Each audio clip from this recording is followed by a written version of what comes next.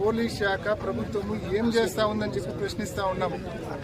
నిన్న రాత్రి తొలిసారి కాదు ఇది. గడిచిన కొన్ని మాసాలుగా పెద్ద ఎత్తున ఈ కేబుల్ దొంగతనాలు జరుగుతున్నాయి.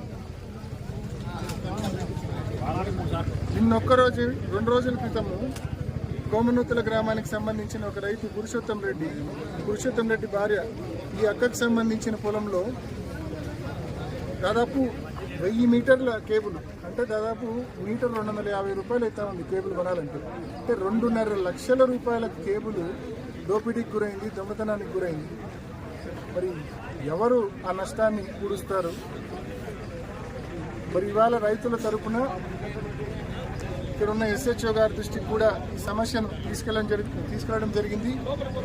మరి SHO గారు ఇప్పటికే మేము ఎవరైతే దొంగతనాలు చేశారో, ఎవరైతే ఈ దొంగతనం చేసిన ఈ కేబుళ్లను లోపల కాపర్ వైర్ను కొన్నారో వాళ్ళందరినీ కూడా మేము ఐడెంటిఫై చేసినాం. తప్పకుండా ప్రతి రైతుకు కూడా, నష్టపోయిన ప్రతి రైతుకు కూడా రికవరీ చేయించే కార్యక్రమం చేస్తామని చెప్పి SHO గారు మా అందరికి కూడా హామీ ఇవ్వడం జరిగింది. మరి తప్పకుండా రైతులు ఏదైతే నష్టపోయారో ఆ రైతులకు జరిగిన నష్టాన్ని మరి రికవర్ చేసే విషయంలో తప్పకుండా పోలీస్ శాఖ పూర్తి స్థాయిలో శ్రద్ధ వహించమని ఇదే సమస్యను SP గారి దృష్టికి కూడా ఇప్పుడే తీసుకెళ్లాం. SP గారు కూడా దీని మీద ప్రత్యేక శ్రద్ధ పెట్టి నష్టపోయిన ప్రతి రైతుకు తన ఎంత కేబుల్ నష్టమైంటే అంత కేబుల్ రికవర్ చేయించే దిశగా తప్పకుండా చర్యలు తీసుకోవాలని చెప్పి మేము డిమాండ్ చేస్తూ ఉన్నాం. భవిష్యత్తులో ఏ గ్రూపులు అయితే ఇటువంటి కార్యకలాపాలకు పాల్పడుతున్నారో వాళ్ళందరినీ కూడా తప్పకుండా చట్టపరంగా నిలువరించమని చెప్పి పోలీస్ శాఖను మనవి చేస్తూ ఉన్నాం.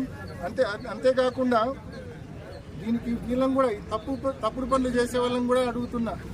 రైతులు ఎంతో కష్టపడి పంట పండిస్తూ ఉన్నారు.